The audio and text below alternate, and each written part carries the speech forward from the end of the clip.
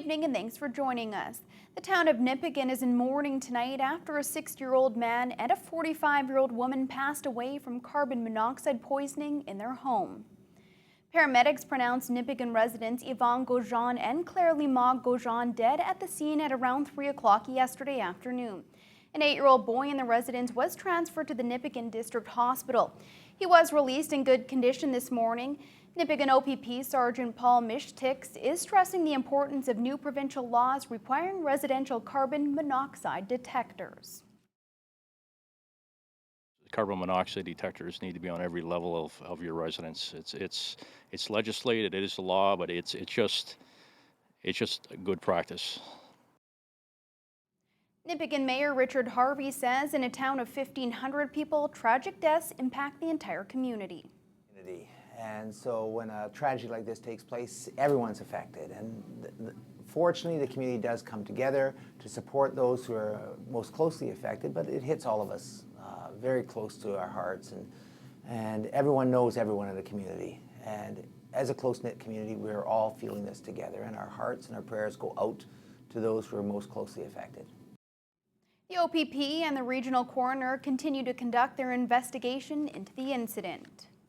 Well, an Ontario Fire Marshal's investigator was on the scene of yesterday's house fire in the Current River area.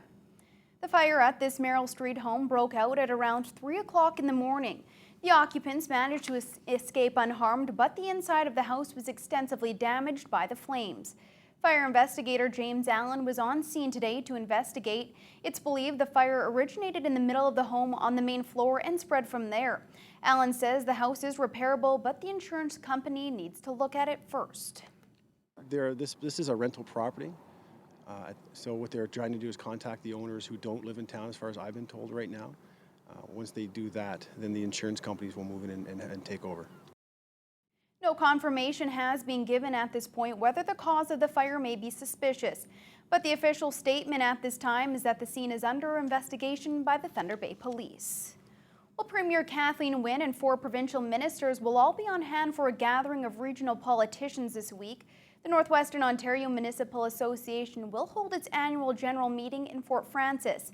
Infrastructure, the Energy East pipeline, and MPAC reassessments will all be big issues at the 3-day event.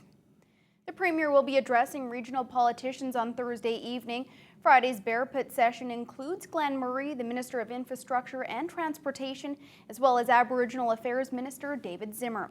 Northern Development and Mines Minister Michael Gravel and Municipal Affairs and Housing Minister Bill Morrow will also take part. Mayor Keith Hobbs will be leading the Thunder Bay delegation at NOMA. One of the hot topics for him will be TransCanada's proposal to convert one of its natural gas pipelines to crude oil. The pipe runs throughout northwestern Ontario. A resolution for the support on the project is on the table at this week's meeting. However, the mayor says he's not so sure the pipeline is a great idea. I'm concerned about this pipeline actually, and that pipeline was meant for natural gas and to put the kinds of crude oils and those toxic products and flammable products through that pipeline over our waterways is a big concern to me. Some regional politicians feel shipping the crude by pipeline is a much safer way than by rail car or truck. Well, it was another banner year in 2013 for the Thunder Bay International Airport, but 2014 isn't starting off with a bang. The Airport Authority Board of Directors held their annual general meeting today. Revenues were up last year, and so was passenger traffic, coming in just shy of 780,000 passengers. The growth is significant, says CEO Scott McFadden, because it came despite a slight decrease in airfare and a downturn in the mining sector. But that downturn has led to a flattening out of activity at the airport so far this year. Other sectors in the economy appear to be doing very well. So we're hopeful this is a sort of short-term glitch. We've heard sort of light at the end of the tunnel from some of our colleagues that are more up on what's happening in the mining sector in the region than we are. So yeah, we're hopeful we'll finish the year strong. McFadden says the loss of direct flights to Chicago this month is a big disappointment. This June, the city will also see the loss of jet service as WestJet moves to the Q400 planes. But McFadden sees that as a positive, as it will mean more daily flights to both Winnipeg and Toronto. Well, lottery terminals and internet connections were out of service around Thunder Bay today. Officials with TBT say it was a broadband issue and their entire team of technicians were working to resolve it. Spokesperson Katie Crow says the internet problems were happening at random all around the city. Officials with Ontario Lottery and Gaming say around 65 lottery retailers around Thunder Bay have been affected. There's no word on when the issues will be resolved. Well, the opening of the walleye fishing season is scheduled to begin on the May long weekend, but the thick ice on the inland lakes across northwestern Ontario could prevent anglers from launching their boats. The potential delay could cause a huge revenue loss for many people in the region. Rochelle Sufi has more. The Ministry of Natural Resources sets the date for the opener, but that does not mean there will be any open water to be able to fish, with May 17th quickly approaching. The vice president for NOTO, the Natural and Outdoor Tourism Group, says there is at least 3 to 4 feet of ice in most lakes at the moment. But Brenda Boffman says there is still hope there won't be a delay. The way things are right now, there probably will not be a lot of open water at that time unless we get some sort of a real change in the weather, so that it was, if we had some more sunshine. Wind is a really good thing. A little bit of warm rain wouldn't hurt either. She says if there is a delay, even for a week, that could mean a potential revenue loss of several $1 million for tourist outfitters and others around the region, as many visiting anglers spend at least $1,000 on their trip. Not just the tourist outfitter, it's people who operate restaurants and gas stations and motels all along the way.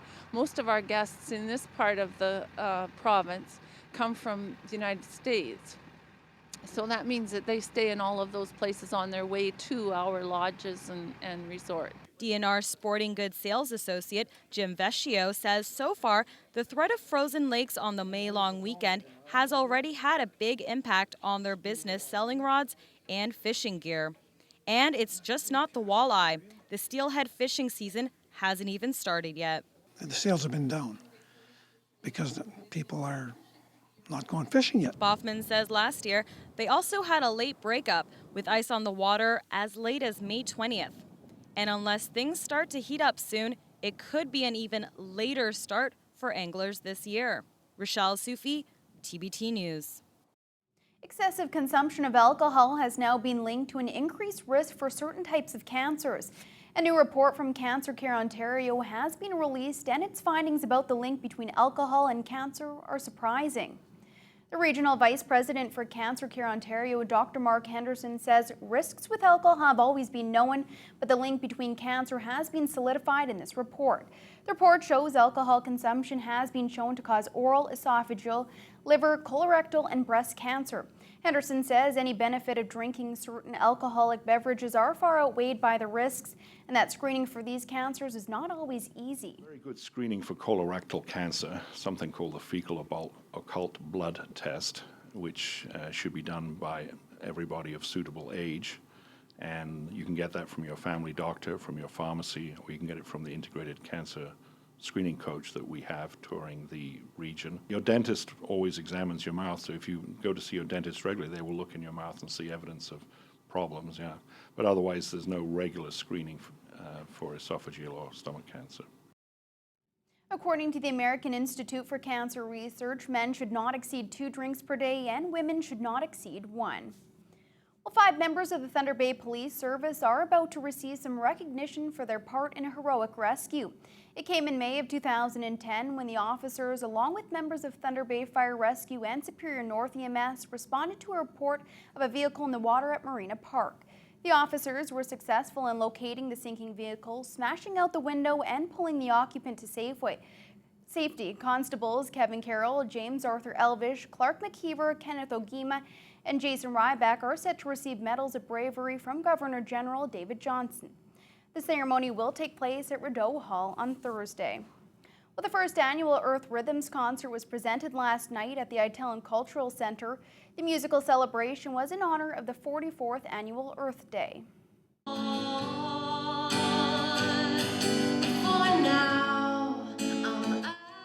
It was a nonpartisan and non-political event which drew in almost 500 people of all ages. The concert featured 3 well-known artists, Sarah Harmer, Valdy, and Rodney Brown. Harmer says the environment has always been an important issue for her. Because it's everything, really. I mean, having clean tap water, having, healthy fish, having good, clean soils to grow things in, that's not like rogue, weird, radical sidebar stuff. That's fundamental stuff that citizens everywhere have a right to, and need and require. So this is some basic stuff that touches everyone. What I'm most impressed with this is that it's a nonpartisan thing. All of the parties are here supporting Earth Day because it really is everybody's day. The event was hosted by Bruce Heyer and Green Party leader Elizabeth May. All proceeds went to Environment North, New Direction Speaker School, and the proposed Indian Friendship Youth Center. Heyer says they hope to raise more than $1,000 for each charity. Now from news to sports, Montreal hitting the ice once again tonight. Yeah, it could be a sad night if you're a Tampa Bay Lightning fan. On the other hand, Ryan Benazzo keeps telling me that, well, he's pretty excited because he's a Canadiens fan. He can't help that. Anyway, his team's got a chance to move on. We got highlights of all the games from last night coming up next.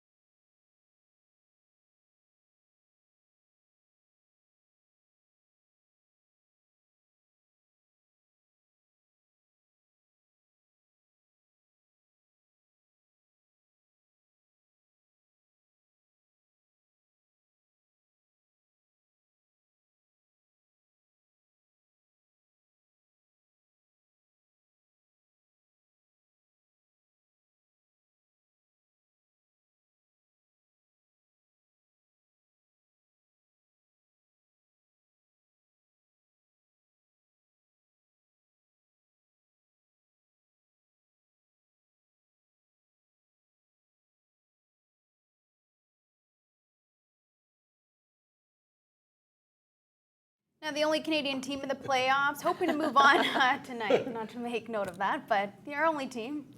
Yeah, I even know Maple Leaf fans who are going for the Montreal Canadiens. In my day, that's blasphemy, but people are doing it. I said it couldn't happen. Yeah, well, you got to give them credit. They're playing very, very well. The Montreal Canadiens could become the first team to advance to round 2 of the Stanley Cup playoffs tonight, 7 o'clock on Thunder Bay Television CKPR when they take to home ice against Tampa Bay. Keep in mind, the last time the Habs swept the playoff series was in 1993 when they last won the Cup. Also on deck, the Rangers visit Philadelphia. That series deadlocked at 1. Boston's in Detroit. That 2 tied at 1. In San Jose, it looks to go up 3-0 in Los Angeles. Last night in Columbus, a perfect first for the underdogs. as they go up by 2 in the first. Less than 2 minutes after opening the scoring, their best defenseman, Jack Johnson, gets his third goal to make it 2-0 Columbus after 1. The Penguins get the all-important next one. Bo Bennett works it to Brooks Orpik. The burly blue liner spins and fires, and it's 2-1 Columbus after 40. The team's trade goals, then it's Lee Stepniak off the give and go. Perfect shot here past Sergei Bobrovsky to tie it at 3. And the Pens kept coming. Bad luck for the Jackets as Oli Mata's point shot goes in off defenseman James Wisniewski. Pittsburgh takes a 2-1 series lead, winning 4-3. St. Louis and Chicago. Hawks captain Jonathan Toews gets the only goal they would need as they now trail 2-1, beating the Blues 2-0. In Dallas, Jamie Benn pockets the rebound. Kari Lehtinen stopped all 37 shots he faced. Stars win 3-0. But Anaheim leads that series 2-1. And Michael Granlund, watch this. What a great effort to beat Semyon Varlamov as Minnesota holds off Colorado 1-0 in overtime. They too back in that series trailing 2-1. The SIJHL final is going the limit. Cameron Jackson scored 4.5 minutes in overtime last night, giving Fort Francis a 4-3 win over the Minnesota Iron Rangers. The Lakers will have home ice advantage for Game 7 tomorrow night. Canada lost in the shootout today, 3-2 to Russia at the World Under-18 Men's Hockey Championships in Finland, but they still finished atop their group. They'll play their quarterfinal game Thursday. And the Toronto Raptors will look to square their best-of-7 conference quarterfinal at a game each tonight when they host Brooklyn at the Hangar. The Nets took the opener by 7 points. Mark Carcassole has a preview. The Raptors' Game 1 loss Saturday came with a few asterisks. For one, an electrical short caused the shot clocks to cut out halfway through the third quarter. The Raptors say an ESPN technician plugged into the wrong power source left both teams using the ACC's announcer as a clock. It was probably a little bit faster than the shot clock, but whatever happened, it's over with now. Then there was the foul situation. Not a single one called against the Brooklyn Nets in the fourth quarter Saturday night. We're playing against vets. You know, they've been in this league. They earned that respect. And we can't have excuses on the referees or anything like that. We got to play organic. On the court, trash talk is part of the game. Brooklyn's Kevin Garnett is legendary for it. No, I don't understand English, so I'm okay. The off-court stuff hasn't helped matters much either. From the Toronto Sun's Saturday morning cover making fun of the Nets' veteran experience to Raptor GM Masai Ujiri's heat-of-the-moment F-bomb directed at the Bronx in a pre-Game 1 fan party. For the record, he apologized the same day. Then there's the response on the New York Daily News' Sunday morning cover. But for what happened on the court, the Raptors make no excuses. We understand that's not us. Turning the ball over, that's not us at all. And that played a major part, you know, in our loss. So this is a learning experience. You know, we're still a young team. You know, there's only a handful of guys who have been in the playoffs on this team. For Game 2, they're really banking on the support of the fans. They tore the roof off the ACC Saturday night. They not only cheered when we were up, they cheered when we were behind. They were constant. It was like a soccer crowd. And it looks like there is still plenty of faith in the Raptors faithful. After all, it was Game 1. Someone's got to lose it, right? They're a good team. They just need to focus on their game. They know how important this is to the fans. I'm sure they'll pick it up and win Game 2. Game 2 is set for Tuesday, 7:30, back at the ACC. We've been assured the shot clocks are working again. Mark Carcassole, Global News. The Lakehead Thunderwolves women's basketball team has recruited Calgary guard Mozanga Ekwalonga. She averaged 12 points a game at Red Deer College this past season. The top local finisher at Monday's Boston Marathon, Ryan McDonald, by the way, is not affiliated with the Lakehead Thunderwolves hockey team, so we apologize for that error. The Toronto Blue Jays open a 6-game homestand at the Rogers Centre tonight with Baltimore. They lead the season series over the O's 2-1. Knuckleballer R.A. Dickey gets the start, and a new study indicates that 33% of all injuries occur during exercise or are sports-related. With more, here's Julia Wong. Hillary Steves loves soccer. The 16-year-old has played it for most of her young life, but an incident 2 years ago changed everything. I went to kick with my left leg, and after I had struck the ball and swung through, I just felt my right knee buckle, and I heard the pop and the crack. Steves tore her ACL, which commonly includes cartilage damage. Sidelined, she underwent surgery and now wears a brace. Cartilage damage is often tricky to fix. The cartilage would never be normal. It healed with a material which was fibrous in nature rather than a standard cushion. And as a consequence, the fibrous tissue would wear off over time. But now, research led by a Halifax doctor is offering an alternative. Dr. William Stanish is the lead investigator of a human study testing a polymer called Cargel. It uses a patient's own stem cells to regenerate new cartilage. The study looked at 80 patients from across Canada and spanned 5 years.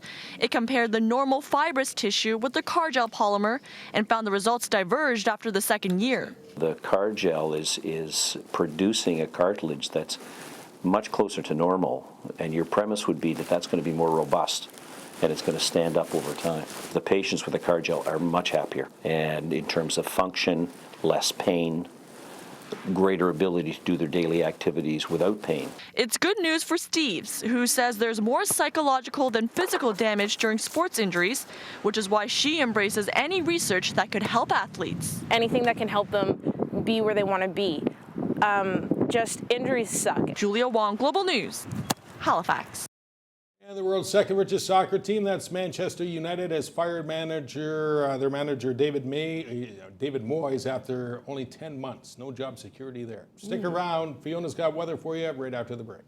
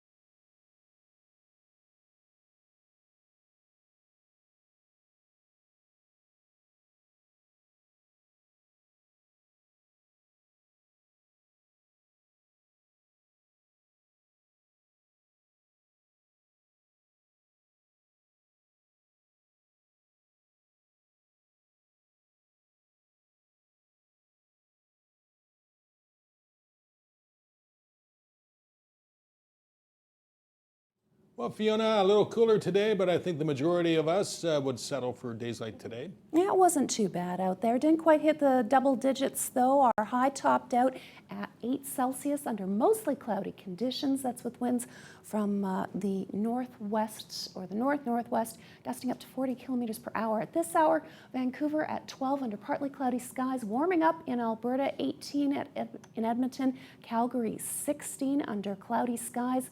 Regina actually topped out at 20 Celsius today. It's just dropped in the last hour or so, but a fair amount of sunshine in southern Saskatchewan. Winnipeg, 13 under partly cloudy skies. And Toronto hit a high of 19 yesterday, but temperatures have been dropping nonstop ever since then. They're currently at 7 Celsius under mainly cloudy conditions. We've got rain as you head up into Ottawa, Montreal, and even into Quebec City. They're just at 4 Celsius. but still a warm day in the Maritimes. Fredericton and Halifax currently at 11, 9 in Charlottetown with a fair amount of cloud cover, and a measly 2 Celsius under cloudy skies in St. John's.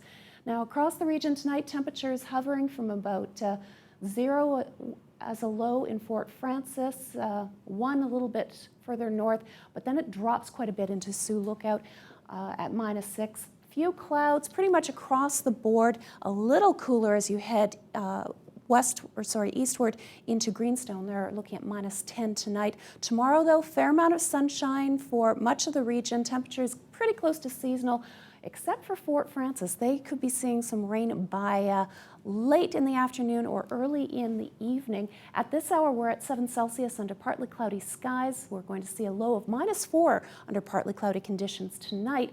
But then things may not be as great as we might hope. 8 Celsius is our high on Wednesday, but by Wednesday night, that rain in Fort Frances is heading our way, 3 millimeters with a low of -1. Thursday, a high of 4 with another 5 millimeters of rain, 2 to 4 millimeters on Thursday night. And by Friday, we could be seeing a rain-snow mix with just a high of 5 Celsius. Saturday, it dries out, and we're looking at a high of just 4 for both Saturday and Sunday when the sunshine finally does come back in full force. But you can see the temperatures are nowhere near seasonal values for this time of year. 8 is as close as we're going to get to it. Normally at this time of year, we see a high of 12. So it looks like we're going to have to wait until next week before we finally reach those double digits again. And all I can say is I apologize for the rain, but hopefully that'll help clean things up a little bit out there. But that's your forecast. Well, thanks, Fiona. That's all the time we have this evening. We'll see you next time.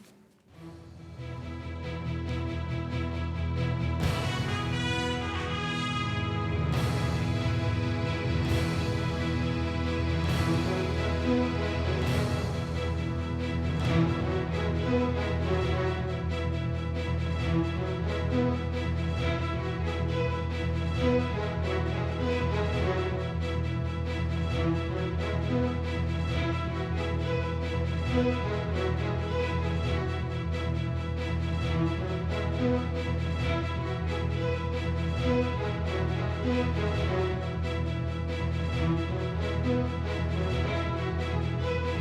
you.